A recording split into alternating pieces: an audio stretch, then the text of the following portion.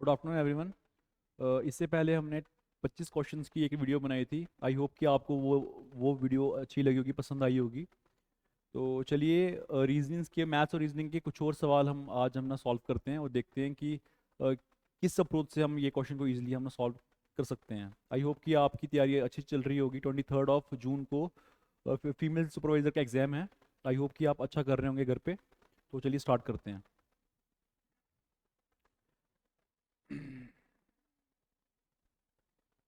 मैं कहाँ तक किया था? 25 क्वेश्चन हमने कर लिए थे, राइट? चलिए। हम्म रीड करिए क्वेश्चन। मैं भी ना वही चीज़ बोलूँगा, सेम चीज़ आपको बोलूँगा। वीडियो को पॉज कीजिए। पॉज करने के बाद आप अपने एंड से देखिए कि आपसे क्वेश्चन कितने टाइम फ्रेम में होते हैं। फिर आप वीडियो पॉज करके आंसर आंसर चेक कीजिए कि आपके आंसर ठीक आ रहे हैं या फिर नहीं आ रहे हैं। ओके, ठीक। A shopkeeper bought an item. What is item? I don't know what is item. आप इसको लिख लो, पाई लिख लो या कुछ और लिख लो आप। 3 वर्ड का पाई होता है जो खा सकता है। अ shopkeeper bought N pi for rupees $50 and sold it for $70। What was his profit percentage? हमने पहले भी, इससे पहले भी इस तरह के वो किए थे, क्वेश्चंस किए थे। देखो, 50 CP उसकी कितनी है? सर उसने $50 का एक चीज ली, जो भी पाई है, आइट जो भी है। उसने वही चीज $70 की बेच दी। मतलब एसपी कितनी है उसकी? एसपी है $70। ठीक है। तो ऑब्वियस ही बात है, उसने 50 की ली और 70 की बेच दी। उसने यहाँ पे उसने प्रॉफिट कमाया, गेन किया है। उसने गेन कितने का किया? उसने यहाँ पे गेन किया $20 का, उसको यहाँ पे गेन हुआ है। तो परसेंटेज निकालते हैं। गेन परसेंटेज का फॉर्मूला क्या होगा? गेन परसेंटेज या profit percentage, profit upon CP into 100, right? Profit upon CP into 100। Profit कितना हुआ है? प्रॉफिट है $20 का, 20 अपॉन सीपी कितनी है? $50 multiply by $50 multiply by 100। Solve करो 52 था। तो सर उसको 40% का उसको वहाँ पे फायदा हुआ है। तो ऑप्शन क्या आ जाएगा? डी ऑप्शन आ जाएगा इसका यहाँ पे। ओके, ठीक है। चलो। The average of 5 numbers is 12। 5 number है, वही सेम क्वेश्चन यार, रिपीट हो रहे हैं क्वेश्चन। इसका आंसर आना चाहिए। अगर हमने ये क्वेश्चन इतने कर लिए हैं कि आपको इस क्वेश्चन को 20 सेकंड में सॉल्व करना चाहिए। आपके दिमाग में इतना चलना चाहिए। आपको सिर्फ 5 से 10 सेकंड लगेंगे इसको प्लस करने में, जो भी लगेंगे 5 सेकंड लगेंगे। बाकी आपको किसी भी चीज में इतना इशू नहीं होना चाहिए, ठीक है? क्योंकि हमने इससे पहले वाली वीडियो में भी मैंने बहुत सारे क्वेश्चन इस टाइप के मैंने बहुत करवाए हैं, ठीक है? तो एवरेज ऑफ 5 नंबर इज 12। दिया हुआ मुझे दिए हैं इसने 4 नंबर, 10, 12, 14 एंड 16। इसकी एवरेज निकालनी है। एवरेज का मीनिंग क्या होता है? Sum of observation upon number of observation. पर इसने कहा था एक और नंबर, 5 नंबर थे। 5वां नंबर आप मान लो ए या बी मान लो, ए मान लेते हैं, अपॉन 5। 5 है। Sum sum of observation upon number of observation. इनका एवरेज निकालने पे मेरे पास आ रहा है 12 आ रहा है, राइट? सॉल्व कर रहे हैं। कितना हो जाएगा? 22, 36, 46 और 6, 52, right? 52 plus a is equal to 5 into 12, ये हो जाएगा 60। यहाँ से ए की वैल्यू मेरे पास आ जाएगी कितनी? 8। तो मतलब कि जो एक नंबर है, ए नंबर है, उसका वैल्यू कितनी? 8 आ रही है। तो इसका ऑप्शन कितना हो जाएगा? ए ऑप्शन हो जाएगा इसका, राइट? समझ आ रही है? करते हैं स्टार्ट। है कोई doubt? Okay. A can do a piece of work in n days. देखो ये सेम क्वेश्चन किसका आ गया? टाइम इन वर्क का क्वेश्चन आ गया। बेसिकली हम जेके एसएसबी में टाइम इन वर्क के क्वेश्चन इतने ज़्यादा देखते नहीं है, पर आपने देखा होगा कि जेके एसएसबी ने मैक्सिमम एग्जाम्स में, अगर आप फाइनेंस सब इंस्पेक्टर की बात कर रहे हो या बेसिक सब इंस्पेक्टर की या फिर कोई भी ऑफिसर की बात कर रहे हो जो कि जेके एसएसबी के अंडर आते हैं, उनमें मैक्सिमम आप अगर जो भी सिलेबस देखोगे उसमें टाइम एंड वर्क जरूर होगा। लेकिन हमको अभी तक इतने क्वेश्चन देखने नहीं मिले हैं इसमें। लेकिन अभी हम एक्सपेक्ट कर सकते हैं कि 23 को जो एग्जाम आ रहा है उसमें इसमें से एक क्वेश्चन जरूर आए, क्योंकि कंपटीशन का लेवल एज कम्पेयर टू 2 साल पहले के मुकाबले कंपटीशन बढ़ चुका है। तो हम इस तरह के क्वेश्चन वहां पे एक्सपेक्ट कर सकते हैं कि एक या दो क्वेश्चन आए वहां पे, हो सकता है। ठीक है, देखते हैं। A can do a piece of work in 10 days. कोई एक इंसान है ए, वो एक किसी काम को 10 दिन में पूरा करता है, ठीक है? वही मैंने बताया था, याद है? एक काम है, हम मान के चल रहे हैं कि पूरी फ्रैक्शन कितनी होती है? सिर्फ 1 होती है। इस पूरे काम को वो 10 दिन में कंप्लीट करता है। B can do the same work in 15 days. जो बी है वो उसी काम को 15 दिनों में कंप्लीट करता है, 15 डेज में कंप्लीट करता है उसी काम को। In how many days can they together complete the work. याद है क्वेश्चन? उसमें सी भी था वो क्वेश्चन, आई थिंक इससे ना थोड़ा सा हायर लेवल पे था, पर ये क्वेश्चन ईजी है। हम क्या निकालेंगे सबसे पहले, याद करो वो इससे पहले वाली वीडियो, हमने पहले निकाला था सर वन डे वर्क क्या आएगा इनका। मैं इन सब का वन डे वर्क निकाल रहा हूँ। वन डे वर्क हम निकालेंगे पहले इन सब का, राइट। इनका वन डे वर्क क्या होगा, ए का निकालते हैं पहले। ए का वन डे वर्क कितना होगा, 10 दिनों में वो इस पूरे काम को कंप्लीट करता है वन को, ठीक है। तो अगर हम वन डे वर्क की बात करें, वन डे वर्क कितना आएगा 1/10 ए का, इतना पार्ट या इतना वर्क वो करेगा एक दिन में। और बी का अगर हम वन डे वर्क निकालें भाई वो कितना आएगा, वो आएगा 1/15, 1/15 वर्क वो कंप्लीट करेगा बी, राइट। तो निकालना क्या है, अगर ए और बी दोनों टुगेदर, मतलब कि दोनों के दोनों अगर एक साथ काम करते हैं तो उनको ना कितना टाइम लगता है। ए प्लस बी निकालना है हमने, ए प्लस बी निकाल रहे हैं, वन डे में निकाल रहे हैं, ठीक है। अभी तक हम बात कर रहे हैं वन डे वर्क की। तो 1/10 प्लस 1/15, 1/10 प्लस 1/15 हमने एफिशिएंसी निकाली पहले, ये एफिशिएंसी थी, राइट। तो 1/10 प्लस 1/15 एलसीएम आएगा इसका कितना 30, यहाँ से 10 3 3 15 2, ये आ जाएगा अप्रॉक्सीमेटली 5/30, सॉल्व करने पे आएगा 1/6। तो मतलब कि अगर ए और बी दोनों के दोनों आपस में काम करने लगते हैं तो उनकी एफिशिएंसी कितनी आ रही है, उनकी दोनों की एक साथ एफिशिएंसी आ रही है 1/6। कितनी आ रही है 1/6। तो आंसर कितना होगा 6 दिन।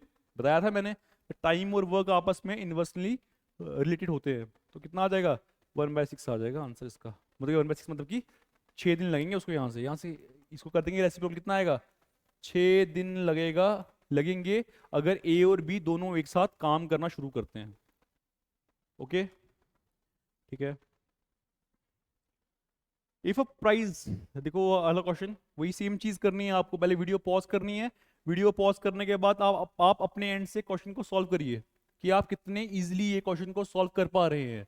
तो आपको ये चीज फील हो जाएगी कि आपकी तैयारी बाकी लोगों के मुकाबले, जो जो और एस्पिरेंट्स हैं, जो और स्टूडेंट्स हैं जो यहाँ पे तैयारी कर रहे हैं फीमेल सुपरवाइजर की, उनके कंपैरिजन में आपकी तैयारी किस लेवल पे है, ठीक है। आपको उसी से ना पता चल जाएगा easily. If a price of a shirt is increase by 20% from $20, 20 की शर्ट है मेरे पास, ठीक है। $20 की शर्ट है, उसमें 20% हाइप हो चुका है, मतलब इंक्रीमेंट हुआ है बोल सकते हैं। तो हम पहले निकालते हैं कि इंक्रीमेंट हुआ कितना है। इंक्रीमेंट निकालते हैं कि इंक्रीमेंट कितना हुआ है, 20/100, 20% हुआ है किसका, $20 का। सॉल्व करते हैं तो सर मतलब कि इंक्रीमेंट कितना, $4 का इंक्रीमेंट हुआ है। $4 का मेरे पास इंक्रीमेंट हो चुका है। मतलब कि पहले शर्ट थी $20 की, मतलब कि और उसमें 20% का इंक्रीमेंट हुआ। इंक्रीमेंट मतलब कि $4 का इंक्रीमेंट हो चुका है। तो पहले 20 की थी, $4 का इंक्रीमेंट हुआ, तो अप्रोक्सीमेटली $24 का अभी वो शर्ट बिक रही होगी, राइट। तो सर आंसर क्या आएगा इसका, बी ऑप्शन। इजी था सवाल ये वाला भी। ध्यान दो अगला question. If 30% of a number is 45, ठीक है। 30% कोई नंबर है, उसका मैं अगर 30% निकालता हूँ तो वो आ रहा है 45। व्हाट इज द नंबर, ये क्वेश्चन हमने किया है। और इस टॉपिक का नाम पता क्या है, होल क्वांटिटी, याद है, फाइंडिंग द होल क्वांटिटी। अगर आप नोट्स देखोगे ध्यान से, क्वांटिटी, तो मैंने ये होल क्वांटिटी के टॉपिक से मैंने ये वाला टॉपिक मैंने समझाया हुआ है। 30% ऑफ अ नंबर इज 45। मैंने मान लेते हैं कि भाई नंबर क्या है, एक्स है। मैंने मान लिया नंबर एक्स है, तो 30% ऑफ एक्स, 30% ऑफ एक्स कितना आ रहा है, 45 आ रहा है। इक्वेशन बन गई, इक्वेशन को सॉल्व करो, आंसर आपके हाथ में, ठीक है। तो कितना आएगा 30/100 into x is equal to 45। यहाँ से एक्स की वैल्यू आ जाएगी 45 इंटू 100/30। सॉल्व करने हैं, 15 3 था, 15 2 था, 2 1 था, 2 50, 15 टू 3 150। तो होल क्वांटिटी में कितनी आ रही है, 150 आ रही है। तो ऑप्शन कौन सा हो जाएगा यहाँ पे, सी ऑप्शन, राइट। 150, यहाँ पे इसको सॉल्व किया, सॉल्व करने के बाद काटने पे आंसर कितना आ रहा है, 150 आ रहा है। ओके, ध्यान दो अगला। If the original price of a book is $25, ठीक है। एक बुक है, उसकी ओरिजिनल प्राइस, अभी ओरिजिनल प्राइस को आप सीपी बोल सकते हैं या यहाँ पे एमपी बोलते हैं। अगर आपकी बुक्स में अगर आप ना कोई भी बुक उठाओगे तो उसमें इसने एमपी की बात की होगी। एमपी मतलब कि मार्केट प्राइस जो उसमें मार्क किया हुआ है, ठीक है। तो एमपी बोलो या सीपी बोलो एक ही बात है, वो डिपेंड करता है कि हम ना किस तरह से क्वेश्चन को सॉल्व कर रहे हैं। हम मान के चल रहे हैं एमपी बोला है इसने, एमपी या सीपी बोल दो आप। एमपी या मार्केट प्राइस या फिर cost price of a book is $25, right. $25 की मेरे पास बुक है and it is sold at a discount of 20%। उसको 20% की डिस्काउंट पे बेचा जा रहा है, तो मतलब कि लॉस हो रहा है। मतलब लॉस नहीं बोलेंगे, मतलब कि ऑफर चल रहा है। एक कोई पर्टिकुलर कोई भी कंपनी है, उसने ऑफर निकाला है कि शर्ट की प्राइस है $25 की या ₹25 बोल लो, उसमें 20% का कंपनी ने ऑफर दिया हुआ है कि 20% ऑफ चल रहा है, ठीक है। तो अगर आपको पता होगा यहाँ पे हमको इसने डिस्काउंट दिया 20%, हम इन रुपीस निकालेंगे। इन रुपीस कैसे निकाल, इन रुपीस नहीं, इन डॉलर्स की बात हो रही है, इन डॉलर्स। तो 20% 20/100 इंटू 25, 445, मतलब कि $5 का ऑफ चल रहा है वहां पे इनडायरेक्टली। अगर कोई चीज कोई बुक है जो कि $25 की है, तो इंसान को जो ऑफर है वहां पे, जो ऑफर चल रहा है, जब वो ना रिसेप्शन पे यहाँ यहाँ वो काउंटर पे करना जाएगा, तो जब वहां पे ऑफर वैलिडेशन होगी तो वहां पे उसको $5 का ऑफ पड़ेगा। ये मतलब है इसका, ठीक है। तो मतलब 25 की चीज थी और ऑफ कितना बढ़ रहा है, 5 का, तो कितना आंसर आएगा। तो मतलब कि उसको काउंटर पे जाके $20 वहां पे करने पड़ेंगे। तो ऑप्शन कौन सा आएगा, बी ऑप्शन आएगा। अगर किसी को ये नहीं समझ आया कि सही आपने क्यों किया है, कैसे किया है, जैसे हर बार याद नहीं रहेगा, तो एक चीज याद रखना, बस वही वाला फॉर्मूला बोलूंगा आपको मैं, कौन सा वाला, S P is equal to C P plus profit, ठीक है, यही याद करना है।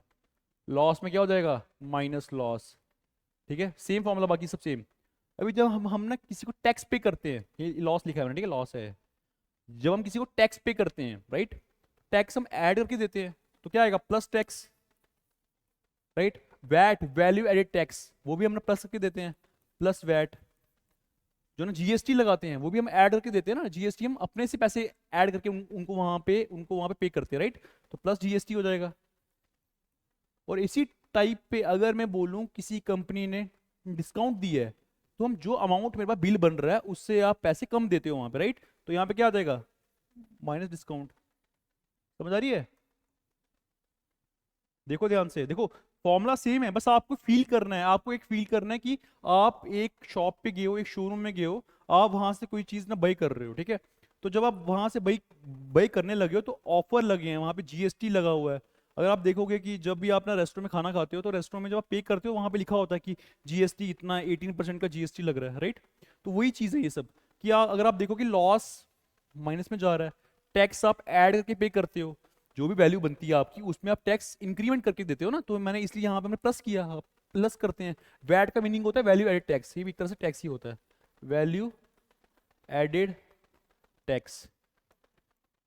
जीएसटी ये भी टैक्स है, हम एक्स्ट्रा पे करते हैं।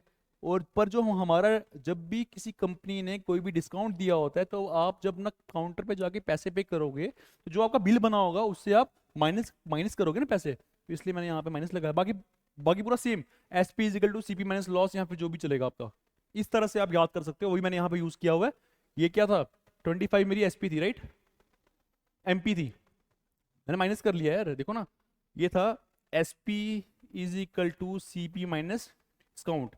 तो सी पी माइनस डिस्काउंट किया है मैंने, ये सी पी है और ये डिस्काउंट है, तो 25 माइनस 20 एस पी आ जाएगा, ये एस पी आ गई। समझ आ रही है, समझ आई। चलो आगे बढ़ते हैं, ध्यान दो।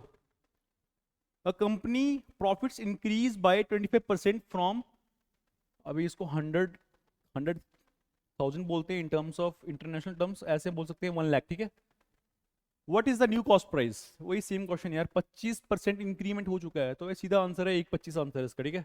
अगर निकालना है, किसी को नहीं समझ आया, देखो भाई, पहले हम निकालेंगे 25%, 25% ऑफ 1 लाख कितना आएगा, 25,000 आ जाएगा।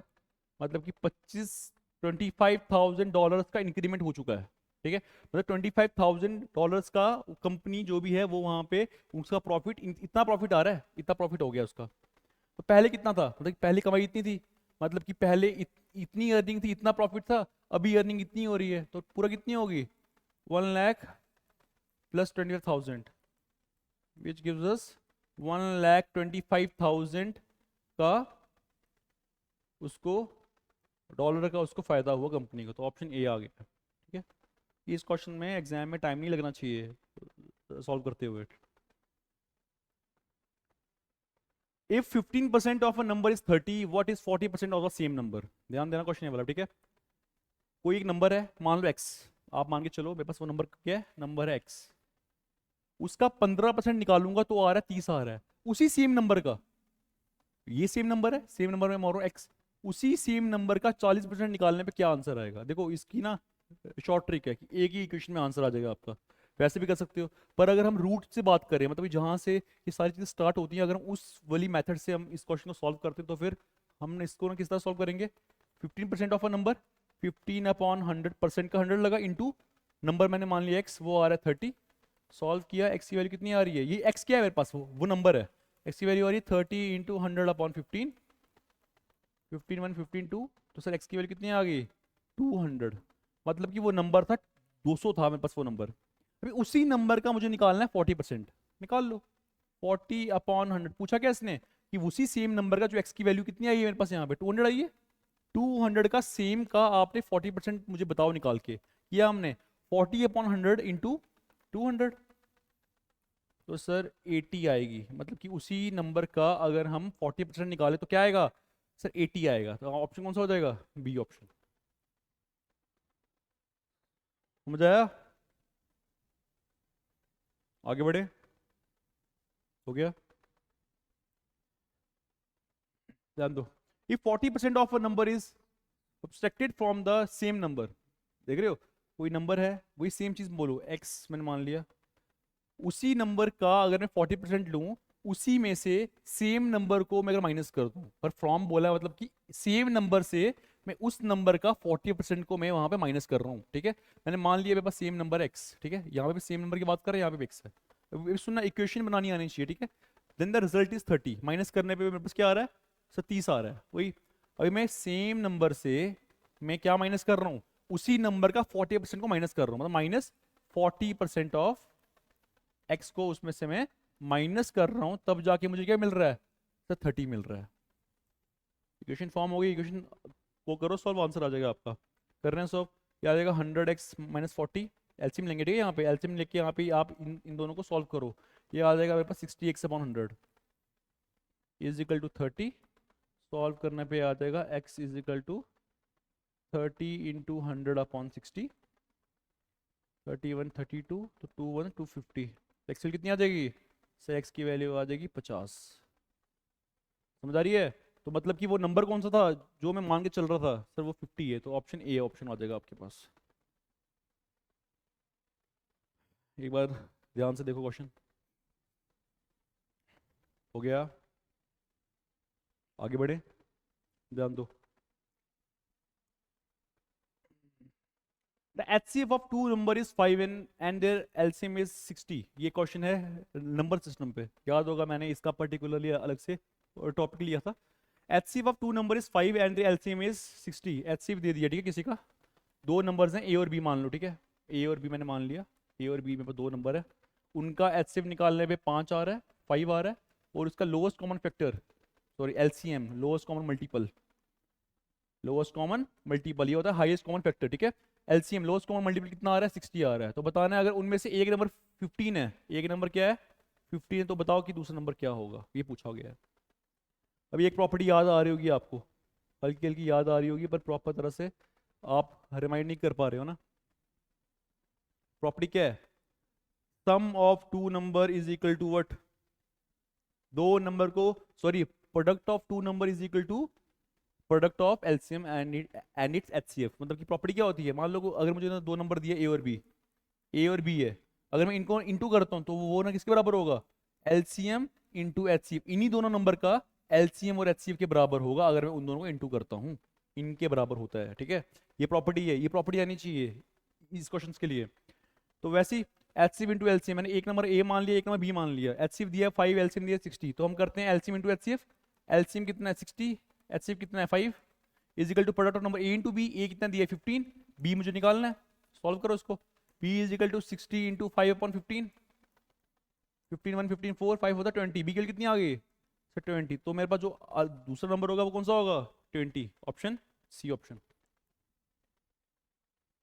समझ आ रही है? ध्यान से देखो क्वेश्चन, और ये प्रॉपर्टी अपने कॉपी पे मार्क कर लेना, और ये ना लिख लेना, ये बार बार भूल जाती है बहुत ज़्यादा बेसिक प्रॉपर्टी है लेकिन ये भूलती है बार बार।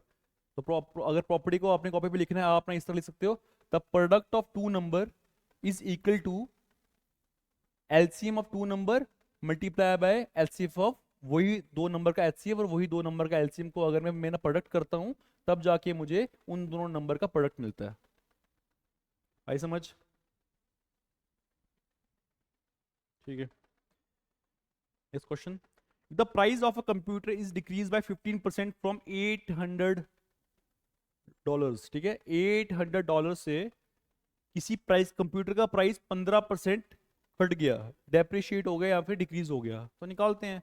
सर डिक्रीज कितना हुआ होगा, पहले निकालते हैं कि ना डिक्रीज कितना हुआ है। सर डिक्रीज अमाउंट निकालते हैं, कितना 15% है, 15/100 इंटू 800।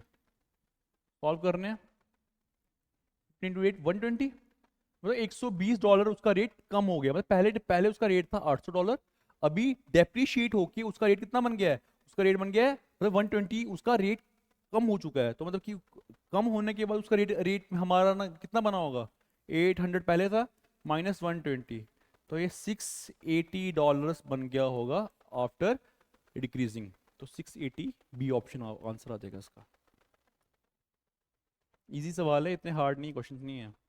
अगर आप 30 सेकंड में सॉल्व कर पा रहे हो ना, 20 सेकंड, 15 सेकंड, 5-10 सेकंड में, ये तो क्वेश्चन ऐसा भी है जो जो 5 सेकंड में आपको एकदम से आ जाएगा समझ कि भाई इसकी ये अप्रोच है और ये आंसर इसका। हाँ, तो if base and height of a right angle triangle, ठीक है, राइट एंगल ट्राइंगल की बात कर रहे हैं। राइट एंगल ट्राइंगल कैसा होता है, तो जिसमें एक एंगल 90 डिग्री का होता है उसको हम बोलते हैं राइट एंगल ट्राइंगल। पता होना चाहिए। स्केल ट्राइंगल क्या होता है, जिसकी तीनों साइडें अलग अलग होती हैं, ठीक है। और हमारा आइसोसेलेस कौन सा होता है, जिसकी दो साइडें बराबर होती हैं, एक अलग होती है। और इक्विलेटरल, जिसकी तीनों साइडें हमारी बराबर होती हैं। और कौन सा था, acute angle triangle. Acute angle triangle कौन सा होता है, बताओ। एक्यूट एंगल ट्राइंगल होता है जिसमें सिर्फ एक एंगल एक्यूट हो या फिर दो एंगल एक्यूट हो, ये पता होना चाहिए। एक्यूट एंगल ट्राइंगल कौन सा होता है, ऑब्ट्यूज एंगल ट्राइंगल कौन सा होता है फिर, ऑब्ट्यूज एंगल में याद रखना, ऑब्ट्यूज में होता है एटलीस्ट वन, सिर्फ एक ही एंगल अगर ऑब्ट्यूज होगा ना, कोई भी एंगल ऑब्ट्यूज, ऑब्ट्यूज एंगल होता कौन सा है, ऑब्ट्यूज एंगल वो होते हैं जिनका मेजर 90 से 180 के बीच में आता है, उसको हम बोलते हैं ऑब्ट्यूज एंगल, ठीक है। तो ऐसे ऐसा ट्राइंगल जिसमें सिर्फ एक ऑब्ट्यूज एंगल आ रहा है उसको हम बोलेंगे ऑब्ट्यूज एंगल ट्राइंगल। और एक्यूट एंगल के लिए तीनों के तीनों एंगल एंगल मेरे पास एक्यूट होने चाहिए। एक्यूट एंगल होता होता कितना है, तो 0 से लेकर 90 के बीच में जो एंगल होता है उसको हम बोलते हैं एक्यूट एंगल ट्राइंगल। तो अगर किसी ट्राइंगल में तीनों के तीनों एंगल अगर एक्यूट एंगल आ रहे हैं, मतलब कि 0 से लेकर 90 के बीच में आ रहे हैं, तो मतलब कि हम बोलेंगे वो उस ट्राइंगल का नाम क्या है, एक्यूट एंगल्ड ट्राइंगल है। ओके, स्टार्ट करते हैं। The base and the height of a right triangle, जहां पे 90 डिग्री बनता है, एक बेस होती है और एक हाइट होता है, इनके रेशियो है 5:4। मैंने मान लिया ये 5x है और ये 4x है ना, बताया था मैंने, ये 5x और 4x है। And it's area is 1000 centimetre square. Area निकालते हैं, एरिया का फॉर्मूला क्या होता है, area of triangle, area of triangle होता है half into base into height. तो 1/2 इंटू बेस कितना है मेरे पास यहाँ पे 5x, और हाइट कितनी है 4x। सॉल्व कर रहे हैं, कितना आएगा, 2 × 1 = 2 ये हो जाएगा 10x into x x square, मतलब कि 10x स्क्वायर मेरे पास इसका एरिया आ रहा है। पर ये एरिया जो कि हमने निकाला, ठीक है, उसने कितना एरिया दिया हुआ है, उसने एरिया दिया है हमको 1000 सेंटीमीटर स्क्वायर। तो इक्वेट कर देते हैं, तो 10x स्क्वायर की वैल्यू आ रही है मेरे पास 1000, एक्स स्क्वायर की वैल्यू मेरे पास आएगी यहाँ पे 100, और x को जब मैं सॉल्व करूंगा तो कितना आएगा, +-10, ये आएगा +-10, रूट जाएगा वहां पे, तो ये हो जाएगा √100, एक्स की वैल्यू हो जाएगी √100, और सॉल्व करने पे आएगा +-10। तो +-10 ऑब्वियस सी बात है, यहाँ पे हम राइट एंगल ट्राइंगल की बात कर रहे हैं, तो भाई ट्राइंगल की टर्म्स में माइनस में साइड नहीं हो सकती है, तो हम यहाँ पे लेंगे +10, तो एक्स वैल्यू कितनी आ जाएगी, 10 सेंटीमीटर।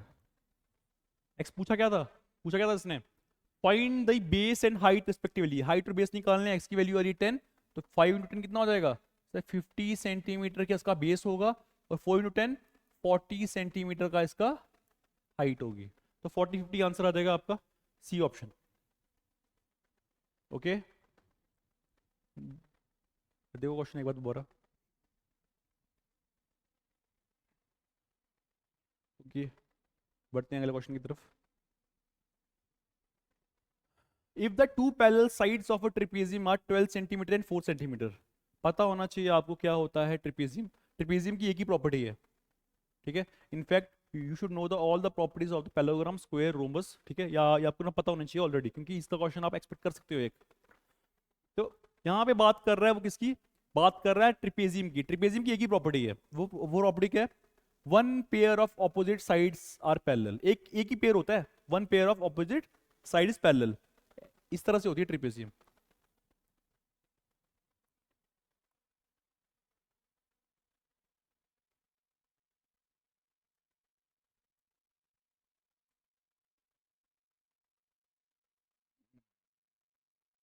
ठीक है, इस तरह से ट्रिपेजियम होती है, ध्यान दो।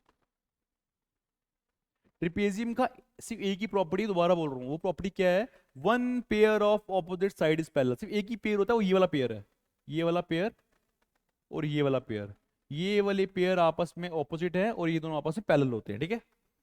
पूछा क्या है, देखते हैं पहले। If the two parallel sides of a trapezium are 12 centimetre and 4 centimetre, मान लो दो साइड्स है, एक साइड है एक साइड है 12 सेंटीमीटर, एक है 4 centimetre, right. And the distance between them is 5 centimetre, मतलब कि इन दोनों के बीच में जो मेरे पास डिस्टेंस है वो कितना आ रहा है, वो आ रहा है 5 सेंटीमीटर। मतलब हाइट बोल रहा है इंडायरेक्टली, वो क्या बोल रहा है, वो यहाँ पे हाइट की बात कर रहा है कि इन दोनों लाइन के बीच में हाइट जो मुझे इसने मेंशन की है वो है 5 centimetre. So we have to find the area of the trapezium. And what is the area of the trapezium, trapezium का एरिया का फॉर्मूला तो बताया था मैंने, होता है half of sum of parallel sides multiply by what, multiply by height, ठीक है। तो एरिया ऑफ ट्रिपेजियम का फॉर्मूला क्या होता है, एरिया ऑफ ट्रिपेजियम का फॉर्मूला होता है 1/2 half of sum of parallel sides, sum of parallel sides multiply by height, क्योंकि हाइट यहाँ पे मुझे दी है 5 सेंटीमीटर। ये है पैरेलल साइड्स, एक पैरेलल साइड है 12, एक है 4, निकालो सॉल्व करो। 1/2 मल्टीप्लाई बाय, पैरेलल साइड को प्लस कर लो, 4 + 12 कितना होगा, 4 + 12 16 होता है, मल्टीप्लाई बाय हाइट कितना है 5। सॉल्व करते हैं, 1/2 इंटू 16 इंटू 5, सॉल्व करने में कितना आ जाएगा सर, 40 सेंटीमीटर में बात कर रहे हैं तो सेंटीमीटर स्क्वायर इसका एरिया है, तो ऑप्शन आ जाएगा 40। 40 आ रहा है ना, ऑप्शन में नहीं है 40 वैसे।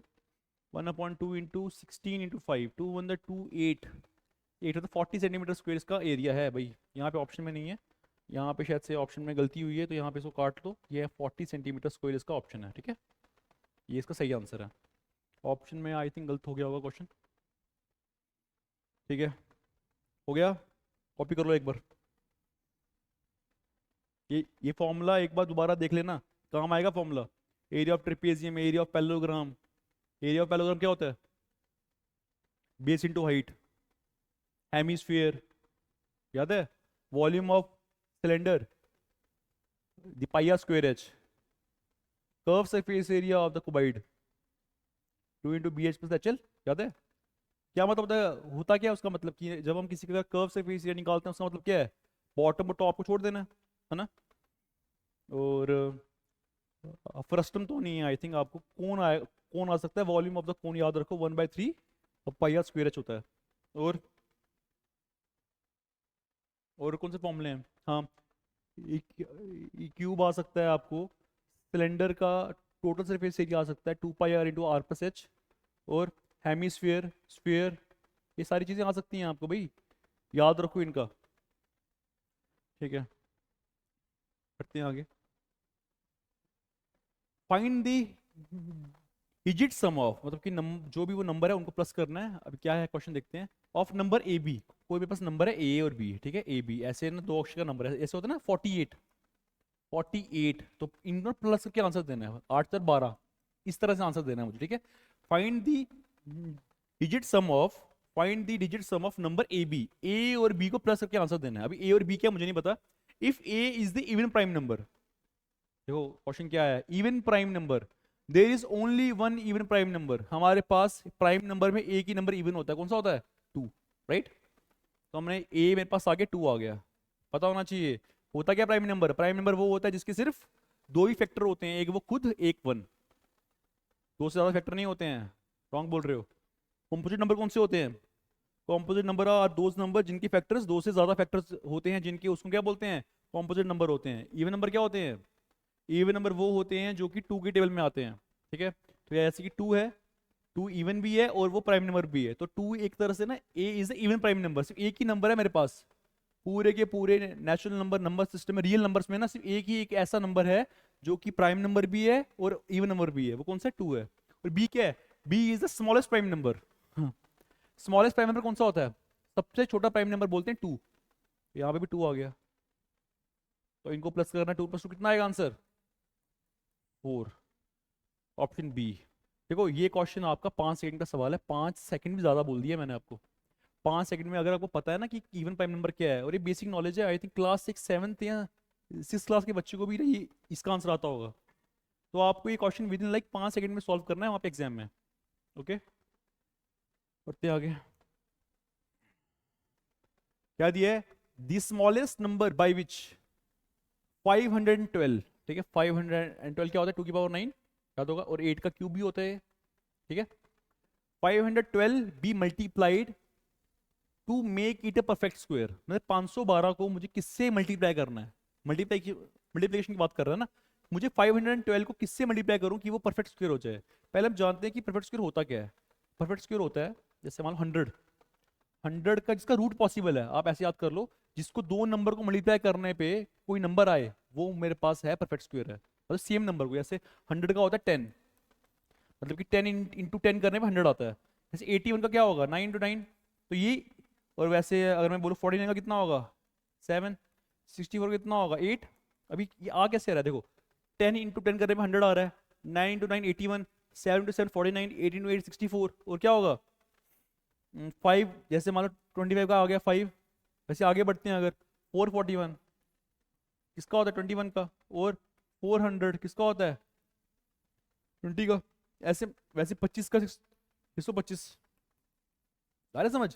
अभी ये जो नंबर है ना सारे ये वाले, अगर आप फोकस करो, ये सारे नंबर हैं ये वाले जिनका रूट पॉसिबल है, इनका रूट रेशनल नंबर आ रहा है, इरेशनल नहीं आ रहा है, इन सबको हम बोलते हैं परफेक्ट स्क्वायर। मतलब कि ऐसा, जैसे मान लो अगर पहचानना है कि ये नंबर मेरे पास परफेक्ट स्क्वायर है या नहीं, तो कोई एक ऐसा नंबर होना चाहिए जो कि है ये हमारे पास, इसको 2 बार सेम बार मल्टीप्लाई करने पे ये आना चाहिए। अगर ऐसा होता है तो वो सारे के सारे नंबर नंबर ना मेरे पास क्या आते हैं? परफेक्ट स्क्वायर आते हैं। तो मुझे बताना है कि 512 परफेक्ट स्क्वायर है या नहीं है, पहले निकालते हैं। इसके लिए जब भी मल्टीप्लिकेशन की बात होती है ना, तो always go for prime factorisation. तो 512 का हम पहले निकालेंगे प्राइम फैक्टराइजेशन। आता निकालना? निकालते हैं। 256 64, सॉरी 64 128, 128, फिर 64, 32, 16, 8, 4,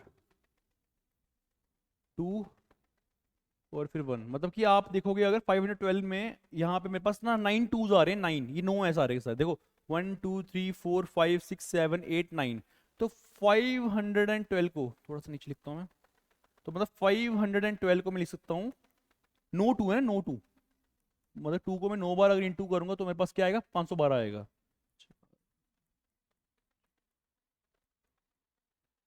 ये आ गया इसका प्राइम फैक्टराइजेशन, आता होगा निकालना आपको, ठीक है।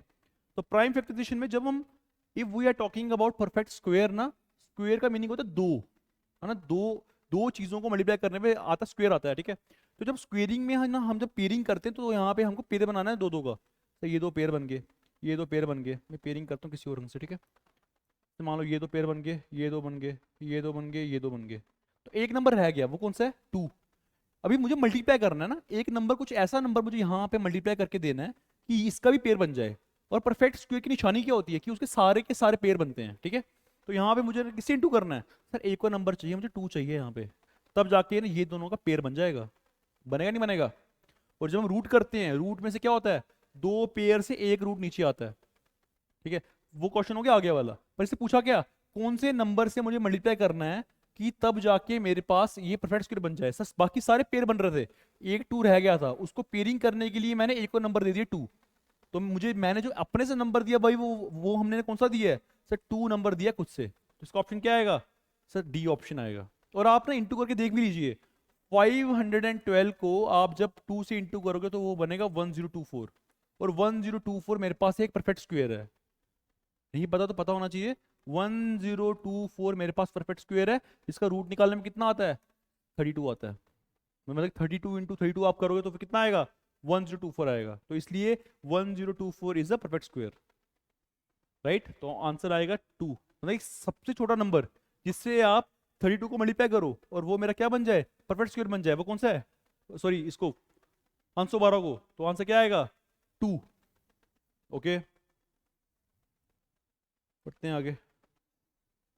Find the smallest number by which we should divide. देखो मैंने कहा था इससे पहले वाले क्वेश्चन में क्या था, अगर आप इससे पहले वाला क्वेश्चन देखो, वहां पर था मल्टीप्लाई, और यहाँ पर क्या है, यहाँ पे डिवाइड। तो याद रखना हमेशा, जब भी क्वेश्चन आगे से बोले मल्टीप्लाई करना है to make it a perfect square या फिर परफेक्ट क्यूब, यहाँ फिर बोले कि मुझे कुछ ना डिवाइड करना है to make it a perfect square और अ परफेक्ट क्यूब, तो always go for what, prime factorisation. Always आपने ना कहाँ जाना है, आपने प्राइम फैक्टराइजेशन की तरफ पे अप्रोच लेनी है।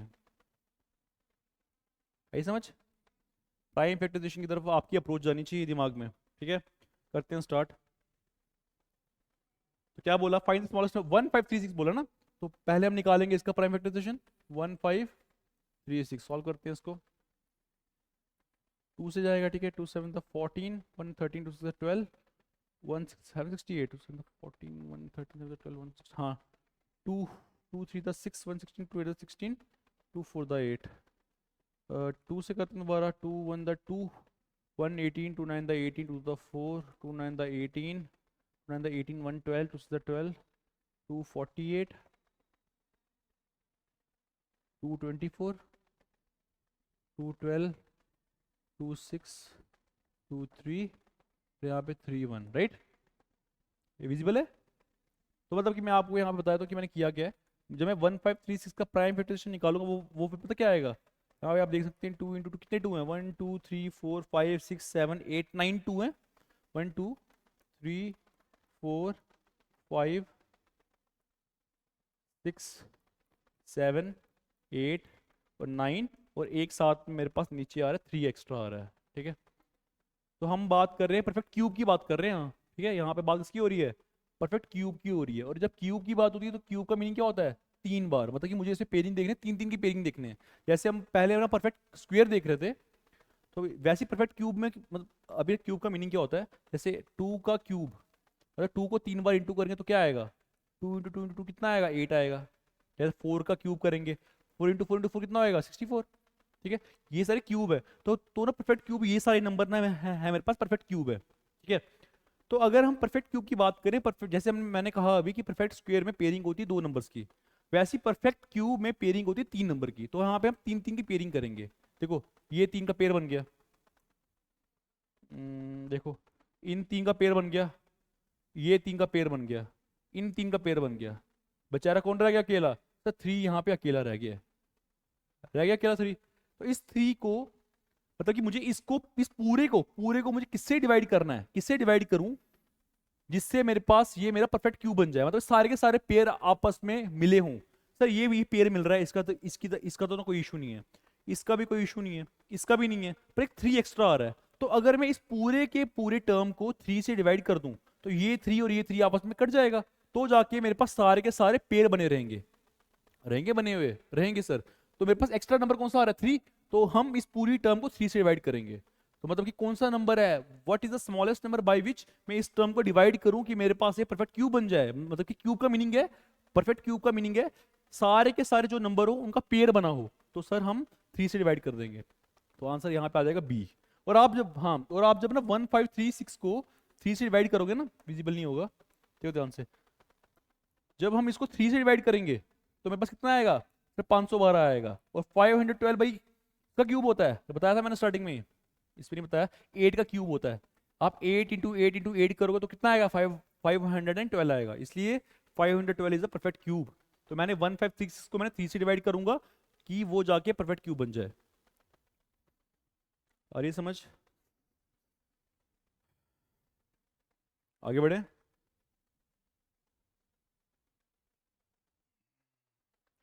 What number we should subtract from 446? अभी देखो भाई ध्यान से, मैंने आपको अभी भी मैंने एक चीज लिखवाई, whenever we are talking about by which smallest number by which we should multiply a particular number, कि वो परफेक्ट क्यूब बने या वो परफेक्ट स्क्वायर बने, राइट? तो मल्टीप्लाई, और जब वो डिवाइड की बात करता है, ऑलवेज गो फॉर, मैंने अभी लिखवाया था सबसे पहले, always go for sir prime factorisation हम करेंगे सबसे पहले। आपके दिमाग में अप्रोच ही कौन सी आनी चाहिए? तो प्राइम फैक्टराइजेशन की अप्रोच आनी चाहिए। वैसी if we are talking about addition and subtraction, अगर हम एडिशन और सब्सट्रैक्शन की अगर बात करते हैं, एडिशन और सब्सट्रैक्शन की अगर बात करते हैं, तो always think for what? Long division method. हमेशा आपको दिमाग में आना चाहिए सर, लॉन्ग डिवीजन मेथड आना चाहिए हमारे दिमाग में। Long division method, long division method क्या होता है? हम ना किसी का ना स्क्वायर निकाल सकते हैं, जैसे 100 का, जैसे मैं आपको एक बड़ा सा नंबर दे दूं 1331, 1331, ये किसका होता है? 11 का, हमारा 11 का क्यूब होता है, ठीक है? 11 का क्यूब करो तो इतना आता है। ऐसे मैंने आपका और बड़ा नंबर दे दिया आपको, बहुत बड़ा नंबर दे दिया, ऐसे मैंने दे दिया आपको 4900, बहुत ज़्यादा नंबर, मतलब कि 8 अक्षर है उसमें, जैसे 93642226, ये नंबर है। बताओ ये परफेक्ट क्यूब है या नहीं, स्क्वायर है या नहीं?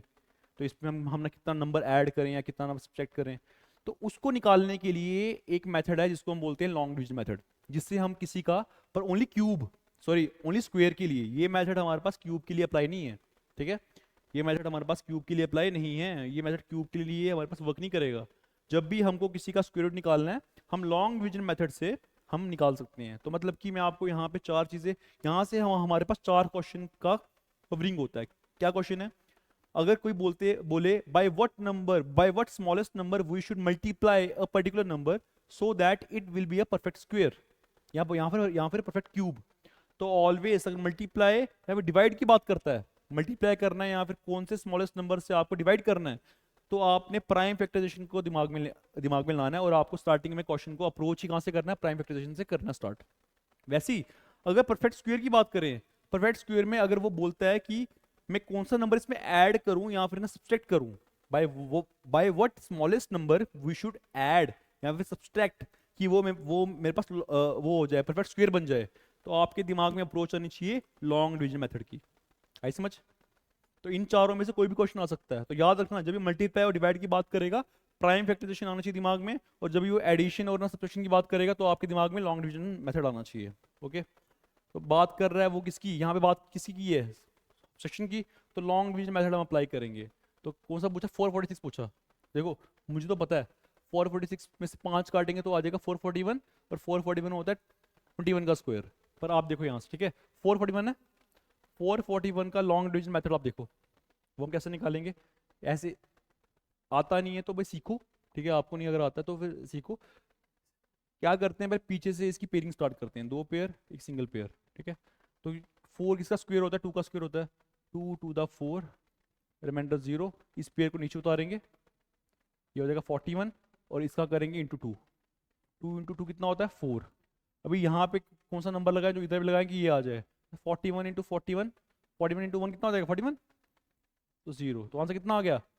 21 आ गया। मतलब कि ये है, बात करो भाई 441 की, पर यहाँ पे क्वेश्चन में मुझे बोला 446। वैसे अगर मुझे 446 बोला है, तो अगर मैं यहाँ पे 6 लगा दूँ, आप ध्यान देना, मैं दोबारा करवाता हूँ। अगर मैं बात करता हूँ 446 की, ठीक है, अगर मैं यही क्वेश्चन में बात करता हूँ 446 की, ये मैंने आपको सिखाया कि किसी का लॉन्ग डिवीजन मेथड से स्क्वायर रूट किस तरह निकालते हैं। जैसे 441 का मैंने निकाला अभी, 444 41 का रूट कितना होता है? 21 होता है, ठीक है? वैसे अगर 446 का बोला इसने, मैं निकाल रहा हूँ 446 का, 2 पेयर एक पेयर, ठीक है? वही same trick, 2 to the 4, remainder 0, pair को नीचे उतारा, 46, 2 का डबल 4, तो यहाँ पे हम क्या लगाएंगे? अगर हम 42 इंटू 2 लगाएंगे तो 84 हो जाएगा, वो इससे हो जाएगा बड़ा, मैं लगाऊंगा 1, 41 इंटू 1, 41, रिमाइंडर कितना आ रहा है? 5। मतलब कि इसका मतलब क्या पता है, पांच, ये जो पांच आ रहा है, इसका मीनिंग क्या है? इसका मीनिंग है पांच मेरे पास एक्स्ट्रा आ रहा है। मतलब कि अगर ये पांच नहीं होता ना तो यहाँ पे रिमाइंडर आता जीरो। जीरो आता मतलब कि मेरे पास ये जो नंबर होता वो होता परफेक्ट स्क्वायर। तो इसको परफेक्ट स्क्वायर बनाने के लिए मुझे इसमें से पांच जो एक्स्ट्रा आ रहा है वो मुझे माइनस करने पड़ेंगे। मतलब कि मुझे 446 में से मुझे पांच माइनस करने पड़ेंगे, तो फिर कितना आएगा? 441 आ जाएगा। तो मुझे स्मॉलेस्ट नंबर जो मैंने माइनस किया भाई वो कितना आ रहा है, किसका रिमाइंडर है, वो कितना है? 5। तो ऑप्शन आ जाएगा ए, ऑप्शन आंसर इसका। समझ आ रही है? ये अगला स्टार्ट करते हैं question. If the ratio of age of father and son is 7:4 and the sum of their ages is 88, ठीक है, दो रेशियो दिए फादर और सन की, हम मान लेते हैं कि फादर रेशियो, सन मुझे दिया है 7:4। पता है हमको क्या क्या करते हैं इसके बाद? लेट लेट हमने मान लिया कि फादर की एज कितनी है 7x और सन की बेटे की एज कितनी हो जाएगी 4x। ठीक है, मान लिया। उनको प्लस करने में 88 आ रहा है, मतलब इन दोनों को प्लस करने में कितना आ रहा है? 88 आ रहा है।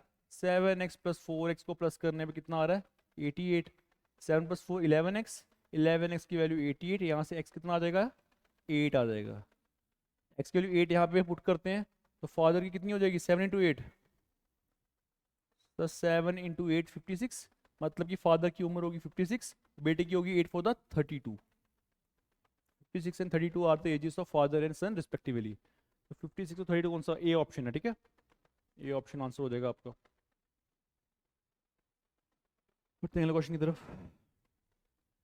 Following table shows the total number of students. अच्छा, ये वो आ गई आपकी डीआई आ गई। ठीक है, डाटा इंटरप्रिटेशन, यहाँ पे डाटा एनालिसिस, ध्यान देना, ये क्वेश्चन बहुत ज़्यादा इंपॉर्टेंट है। आप अप्रॉक्सीमेटली एक डीआई तो वहाँ पे एक्सपेक्ट कर सकते हो। अगर जेके एसएसबी आपका पेपर डाल रहा है तो मिनिमम एक डीआई तो आएगी आएगी। और उस डीआई पे अगर आप एक डीआई को सॉल्व करते हो ना तो आपके अप्रॉक्सीमेटली 5-6 क्वेश्चन इजीली सॉल्व हो जाएंगे। Okay, start. ठीक है, देखो ध्यान से।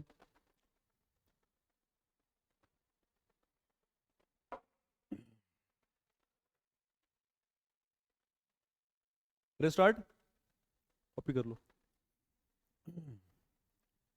देख लो, पहले उतार लो, टेबल उतारो पहले, किसने बोला क्या है, ध्यान दो अभी। Following table shows the total number of students in a particular class of school ABC public school and ratio of male and females respectively in each case। ठीक है, ये क्या दिए हैं? ये को रेशियो दिए मेल्स और फीमेल्स के। देखो जैसे मान लो अगर हम बात करते हैं क्लास 5th की, तो ये पहले क्या है? मेल्स हैं, पहले वाले मेल्स हैं, और फिर क्या है? फीमेल्स हैं। ठीक है, ये 8, मतलब 8 मेल हैं और 7 फीमेल्स हैं। और ये क्या है? 120 का दिया हुआ है, ये दिया है नंबर ऑफ स्टूडेंट्स। ठीक है, नहीं, हाँ, show the total number of students. ठीक है, पहले क्या दिया हुआ है? तो 120 है, ये है टोटल नंबर ऑफ स्टूडेंट्स, ये है मेल और फीमेल की रेशियो, ये है क्लास 5 की बात कर रहे हैं। और ना क्लास 6 में ये है टोटल नंबर ऑफ स्टूडेंट्स, ये क्या है? उनकी रेशियो, मेल और फीमेल की रेशियो। ये है पूरे बच्चे 7th क्लास में, ये है मेल और फीमेल की रेशियो। 180 पूरे बच्चे हैं 8th क्लास में, और 5:4 मेल और फीमेल की रेशियो है। वैसे 9th क्लास में 200 स्टूडेंट्स हैं, और में रेशियो कितनी है? 13:12। वहाँ पे मेल्स और फीमेल्स की वहाँ पे रेशियो दी हुई है। ठीक है, अभी क्वेश्चन क्या है यहाँ पे? क्वेश्चन आगे होंगे क्वेश्चन। अभी क्वेश्चन क्या पूछा हुआ है? What is the ratio of total number of males in class 6th and 7th class to the total number of female in 8th and 9th class? आप देख रहे हो 7th और 6th के मेल्स निकालो और उसका रेशियो करना है, 2 का मतलब रेशियो करना है इसके साथ फीमेल, नंबर ऑफ फीमेल्स कहाँ पे? 8th और 9th क्लास के, 8th और 9th क्लास के नंबर ऑफ फीमेल से रेशियो निकालो। ठीक है, ये निकालना है। तो मतलब कि इनडायरेक्टली आप देखो ना, आपको इस, कहाँ गया, आपको इस पर्टिकुलर डीआई में आपको सब कुछ सॉल्व करना पड़ेगा। मतलब कि 120 दी है, 120 से आपने मेल्स निकालो पहले, 5th क्लास में कितने मेल्स हैं, और 5th क्लास में कितने फीमेल्स हैं, 6th क्लास में कितने मेल्स हैं, और ना 6th क्लास में कितने फीमेल्स हैं। पहले आपको सारे क्लास के नंबर ऑफ मेल्स और नंबर ऑफ फीमेल्स ने यहाँ पे दिखाने हैं, निकालने हैं, उसके बाद आप क्वेश्चन अप्रोच कर पाओगे। क्योंकि आपको अगर इस पे और क्वेश्चन होंगे ना तो और भी क्वेश्चन दिए होंगे। देखो ये आगे आपके फीमेल्स आ गए, ये आगे 9th और 5th के, ठीक है, और ये आगे 8th के अप्रॉक्स पूछा है। ठीक है, और ये आगे पूरे फीमेल स्कूल में आ गए, और ये आगे 6th और 7th के। तो आपको इनडायरेक्टली ना, मेरी बात सुनो, मतलब आपको ना सारे के सारे एक बार पूछे इसने, मतलब कि किसी ने 7th में पूछा, किसी ने 5th में पूछा, किसी ने 3rd में पूछा हुआ है, ठीक है, सॉरी 8th में पूछा हो, तो हम एक काम करते हैं, इसी डीआई में हम फर्स्ट पेज पे ही सारी डीआई को सॉल्व कर देते हैं। ठीक है, सारी डीआई को सॉल्व करने का मीनिंग है हम हर एक क्लास में हर एक मेल्स और फीमेल्स की अमाउंट निकाल देते हैं कि 5th क्लास में कितने मेल्स हैं और 7th क्लास में कितने फीमेल्स हैं, वो सब हम निकालते हैं, फिर हम आराम से क्वेश्चन को ना सॉल्व करते हैं। पर पेपर में ऐसा नहीं करना है, एग्जाम में इस तरह से नहीं करेगा कोई भी। क्यों? क्योंकि जो पूछा हुआ है वो उतना ही सॉल्व करना है। अगर आप फालतू टाइम में इसमें वेस्ट करोगे तो बाकी क्वेश्चंस में आपको प्रॉपर टाइम इन्वेस्ट नहीं कर पाओगे। तो जितना पूछा गया है उतना ही निकालना है। पर यहाँ पर अगर 5-6 क्वेश्चन हैं, तो मैंने आगे वाले क्वेश्चन देखे, वहां पे आपको 7th का पूछा है, 6th का पूछा, 5th का पूछा हुआ है, तो मैं इनडायरेक्टली मैं आपको सारे के सारे सॉल्व करके दे रहा हूँ, फिर आप उनका रेशियो निकाल सकते हो इजिली। ओके, निकालते हैं। पहले पहले निकालते हैं 5th क्लास में, 5th क्लास का सॉल्व करते हैं। ठीक है, देखो क्या है, 8:7 और पूरे बच्चे हैं कितने, 120, 8 रेशो है, चल रही है 7, तो 8, देखो इसको निकालते कैसे बताया तुम, पहले पहले निकालते टोटल रेशो, 8 + 7 कितना होगा, 8 + 7 15। मेल्स का निकालते हैं, मेल्स का कितना आएगा, मेल्स में आएगा 8/15 इंटू कितने बच्चे हैं वहां पे 120, सॉल्व करें 15 15 8 8 8 64, मतलब 64 वहां पे मेल्स हैं। 64 कौन है, 64 वहां पे सर मेल्स हैं। अगर देखो 120 में से अगर 64 मेल्स हैं तो भाई फीमेल कितने होंगे, तो बताओ। अगर 120 में से 64 अगर मेल्स हैं तो भाई फीमेल्स कितने होंगे, 56, राइट, माइनस कर लो ना। अगर माइनस नहीं करना है तो भाई रेशियो तो निकाल दो, दोनों से आंसर आ जाएगा आपके पास। ठीक है, अगर देखो मेल्स कितने हैं 64, तो फीमेल्स कितने होंगे, पूरे स्टूडेंट्स थे मेरे पास 120, उसमें से मैंने 64 माइनस कर दिया तो कितना आया सर, 56 कौन से हैं, 64 फीमेल्स हैं, सॉरी 56 फीमेल्स हैं। तो मेरे पास पहले की रेशियो आ गई, कितनी आ गई, 64 मेल्स हैं और 56 फीमेल्स हैं। ठीक है, यहाँ पे डैश लगा रहा हूँ। ठीक है, आया समझ। अगला निकालते हैं सर, कौन सी क्लास का निकालेंगे, निकालते हैं क्लास 6 का, 6 क्लास का निकालते हैं। 6 क्लास में पूरी रेशियो कितनी आएगी, 4 + 3 7, मेल्स निकाल रहे हैं पहले, मेल्स निकाल रहे हैं, मेल्स कितने हैं वहाँ पे, मेल्स की रेशियो है वहाँ पे 4, 4/7 मल्टीप्लाई बाय कितने बच्चे हैं 140 सर, वहाँ पे स्टूडेंट्स हैं 140, 7 1 7 2 द 20, तो 4 × 20 80 आ गया, मतलब 80 मेल्स हैं। अगर 80 मेल्स हैं तो भाई फीमेल्स कितने होंगे, 80 मेल्स हैं। देखो 140 में से 80 अगर मेल्स हैं तो ऑब्वियस सी बात है 60 कौन से होंगे, 60 सर मेरे पास फीमेल्स होंगे। समझ आ रही है, ठीक है। निकालते हैं क्लास 7 का, ऊपर निकाल रहे हैं यहाँ पे, 5th 6th अभी निकाल रहे हैं हम क्लास 7 का। पूरी रेशियो कितनी है 7th क्लास की, 6:4, मतलब कि अप्रोक्सीमेटली आ जाएगा 10। तो मेल्स का कितना आएगा, मेल्स का आ जाएगा 6/6 सॉरी 6 नहीं गलत कर दिया मैंने, नहीं 6/10, सही है, 6/10 इंटू पूरे स्टूडेंट्स कितने हैं यहाँ पे सर 210, 210 सॉल्व कर रहा हूँ मैं इसको, 6 × 6 = 12, 126 मेल्स हैं वहाँ पे। तो अगर 126 मेल्स हैं तो भाई फीमेल्स कितने होंगे बताओ, 86 या 76, 4 सॉरी 4 गलत बोल रहा हूँ मैं, 84 वहां पे क्या होंगे, फीमेल्स होंगे। कौन सी क्लास में, 7th क्लास में 84 वहां पे क्या होंगे, 84 फीमेल्स होंगे। 8th क्लास का निकालें, 8th क्लास का निकालें, देखो 8th क्लास का देखते हैं। 8th क्लास में हम ना मेल्स निकालते हैं, पहले मेल्स निकाल रहे हैं 8th क्लास में, 8th क्लास के मेल्स निकाल रहे हैं। 8 में कितने हैं 5:4, तो 5 रेशियो है मेल्स की अपॉन पूरी रेशियो 9, मल्टीप्लाई कितने बच्चे हैं वहां पे 180, 9 20 20 इंटू 5 100, सर 100 आ गए मेल्स। अगर 180 में से 100 मेल्स है तो 80 क्या होंगे, 80 फीमेल्स होंगे। समझ आ रही है, आ रही है समझ, हाँ हाँ वैसे ही होगा। बड़े आगे देखो, अगला 9th क्लास का, 9th क्लास में कितने बच्चे हैं 200, रेशियो कितनी आ रही है पूरी 25, तो 13/25 इंटू कितने बच्चे हैं 200, ठीक है 25, 8 द 8 3 द 24 2 8 9 19 104, मतलब कि 200 में से 104, सॉरी 108 लिख दिया मैंने, 104 मेल्स हैं, तो भाई फीमेल्स कितने होंगे? तो 96 क्या होंगे मेरे पास? फीमेल्स होंगे। आया समझ? ये मैंने निकाल दिया। अभी इसको कॉपी करो आप। मेन चीज पता क्या है? ये मेन चीज, ये मेन है। मैं उसको मार्किंग कर देता हूँ।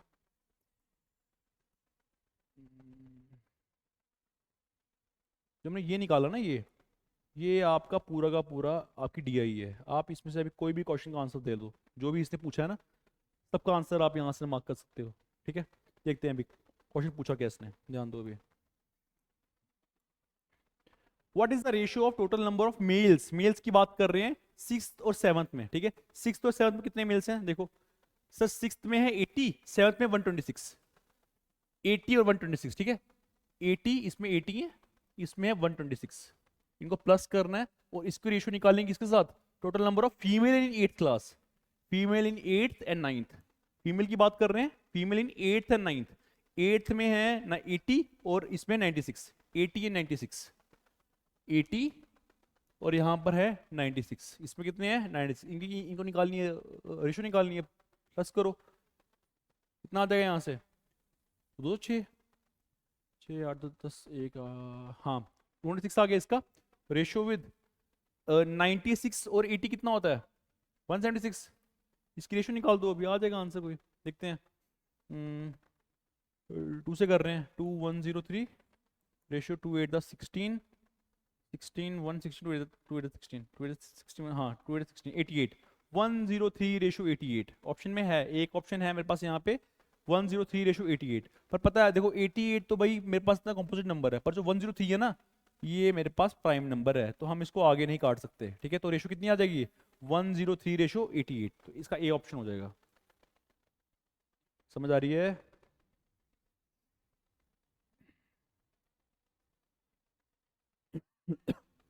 ओके, अगला करें। देखो अभी, अभी देखो ना, आपने स्टार्टिंग में अगर मेहनत कर ली है ना, तो आपके लिए ये सारे के सारे क्वेश्चन करना ना लाइक बहुत इजी हो जाएगा। पर आप अगर एक एक चीज को देख के पहले जाओगे तो हार्ड लगेगा आपको थोड़ा सा। ठीक है, what is the average of total number of females in the school? Approx निकालना है। ठीक है, टोटल नंबर ऑफ फीमेल्स पूछा इसने। देखते हैं फीमेल्स यहाँ पे कितने फीमेल्स हैं। देखो ये था आगे वाला, जो ये जो कॉलम है, ये वाला है, ये कॉलम है जो आगे वाला मैंने बनाया। ठीक है, ये कॉलम है किसका? फीमेल्स का। ठीक है, इन सबको ऐड करना है, यहीं पे ऐड कर देते हैं। ठीक है, यहीं पे ऐड करते हैं, आंसर आ जाएगा।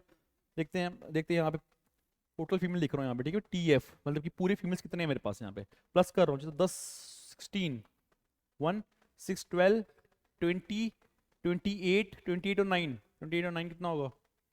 28 और 9 37, 28 और 9, हाँ 7।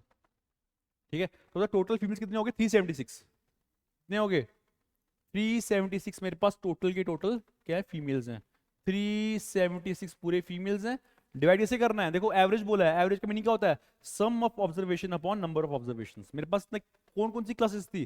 5th 6th 7th 8th 9th, 5 थी, तो 5 से डिवाइड कर दो इसको, पॉइंट में आएगा यार। 6 है, अच्छा अप्रॉक्स बोला है ना इसने, अप्रॉक्स बोला हुआ है, तो 5 काट दो। 5 7 द 35 2 26 5 25 110 110 5 10, तो ये अप्रॉक्सीमेटली आंसर आ रहा है आपका 75.2। तो अप्रॉक्स बोला है तो उसने फिर आंसर क्या होगा आपका? 75, ए ऑप्शन। ओके, बढ़ो आगे। What is the difference between females of class 9th and 5th? देखो इजी क्वेश्चन। 9th और 5th के में फीमेल्स में कितना डिफरेंस है? 9th और 5th में देखो, 9th में कितनी है? 96, और यहाँ पे कितनी? 56। ठीक है, 96 और 56, 9th और देखो, हाँ यहाँ पर है 96, यहाँ पर है 56। बताना है इन दोनों में कितना डिफरेंस है, मतलब कि माइनस करना है, कितना आएगा? 40। तो क्या आंसर आ जाएगा? B option. ओके, अगला question. What is the percentage of males in class 8 approx? Percentage निकालनी है कि 8 क्लास में कितनी परसेंटेज है बच्चों की, 8 क्लास में कितने परसेंट के बच्चे हैं वो निकालना है। ठीक है, देखो ध्यान से, 8 क्लास में कितने मेल्स पूछा ना, आई थिंक मैंने ध्यान नहीं दिया। पूछा what is the percentage of male in class 8, males in class 8, males कितने? 100। मुझे इसकी परसेंटेज निकालनी है। 100 और 80 आ रहे हैं। ठीक है, मेल्स की निकालनी है पर परसेंटेज। ठीक है, देखो ध्यान से, 100 और 80 बोला इसने, यहाँ पे है ना, देखो 8th क्लास की अगर बात करते हैं हम, 8th क्लास की मैंने जो वहाँ पे जो रेशो निकाली है वो आ रही है, एक आ रही है 100, यहाँ पे मेल्स हैं, और फीमेल्स कितने हैं 80, 80 यहाँ पे फीमेल्स हैं। मुझे परसेंटेज निकालनी है ऑफ मेल स्टूडेंट्स, मेल्स कितने हैं यहाँ पे 100 अपॉन पूरे, तो पूरे कितने हैं यहाँ पे 100 में से 80, 180 पूरे स्टूडेंट्स हैं अपॉन 180, मल्टीप्लाई बाय, निकालनी क्या है मुझे, परसेंटेज निकालनी है, परसेंटेज के लिए मल्टीप्लाई बाय 100। ये भी पॉइंट में आ रहा है, 1000 अपॉन 18, राइट, ये आ गया 500 अपॉन 9। तो 500 अपॉन 9 कितना होता है अप्रोक्सीमेटली, 9 5 10 45, 540, 550, 5 45, 55, ये आ रहा है 55.55, 55.55, इसको हम लिख सकते हैं 55.56, ठीक है। तो कौन सा ऑप्शन आएगा, देखो अभी ना 55.55 पे आप जब ना देखोगे, इसकी अप्रोक्सीमेटली बोला है ना, देखो इसने बोला हुआ है, तो इसके आसपास का आंसर यहाँ पे कौन सा है, 56, ए ऑप्शन है इसका, समझ आ रही है। देखो यहाँ पे अप्रोक्सीमेटली आंसर आ रहा है हमारे पास, आ रहा है 55.55 आ रहा है, पर उसके पास में कौन सा आंसर आ रहा है मेरे पास, 56 आ रहा है, ठीक है। हाँ बड़े आगे ध्यान दीजिए,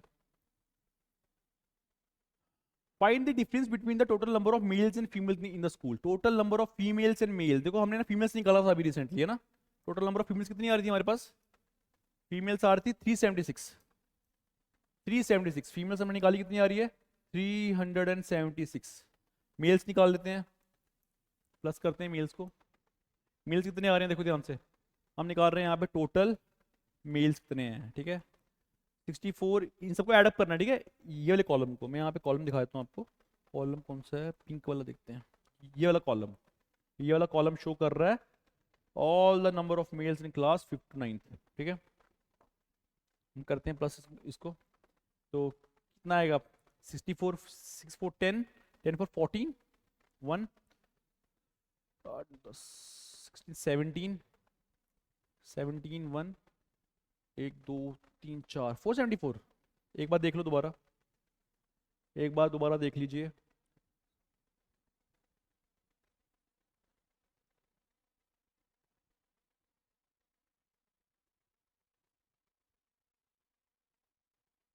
ये आ रहा है 474 आ रहा है, ठीक है, 474 आ गए मेरे पास, मेल्स आ गए सर,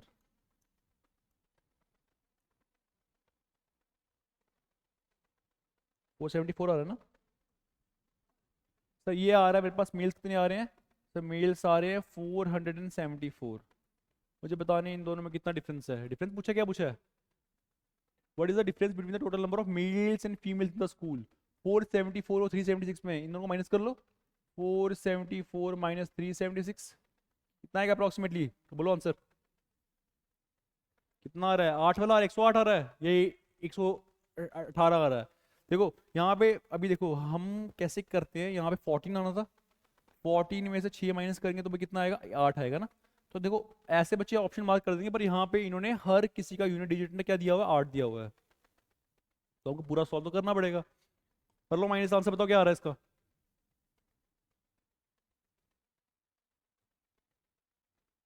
कितना आ रहा है 98, तो yes 98 is the correct answer, तो 98 कौन सा ऑप्शन है, बी ऑप्शन है, ओके।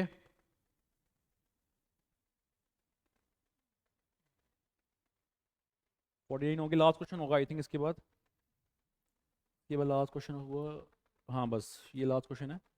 क्या दिया हुआ, ratio of number of students in class 6th and class 7th, 6th और 7th में क्लास में बच्चों की रेशियो क्या है, बच्चों की पूछिए, ठीक है, not, nor he is talking about males, और नाइदर उसने फीमेल्स की बात की है, तो यहाँ पे बोला है कि बच्चों की क्लास, कौन सी क्लास थी, उसने बोला है क्लास 6th और 7th की, 6th और 7th में कितने बच्चे, 140 एंड 210, कितने बोले हैं 140, 140 एंड 210 की रेशियो निकालनी है, इजी इजी क्वेश्चन है, 0 0, ये आ जाएगा 7 to the 14 और 7 3 the 21, तो आंसर क्या आ जाएगा 2:3, तो आंसर हो जाएगा ए। देखो बोथ ए एंड सी भी दिया ना यहाँ पे, देखो ध्यान से, इसने बोथ ए एंड सी भी दी है, तो क्या पता सी भी हो, अगर हम 32:48 को ऑब्जर्व करें, वो भी सर मेरे पास 2:3 आ रहा है, आ रहा है नहीं आ रहा है, देखो 16 2 32 और 16 3 48, तो ये भी 2:3 आ रहा है, ये भी 2:3 आ रहा है, तो मतलब कि इसका ऑप्शन ए नहीं होगा, बोथ ए एंड सी होगा। ठीक है, क्योंकि जब हम 32:48 को सॉल्व करेंगे वो भी कितना आएगा, 2:3 आने वाला है। बस यही क्वेश्चन है फर्स्ट।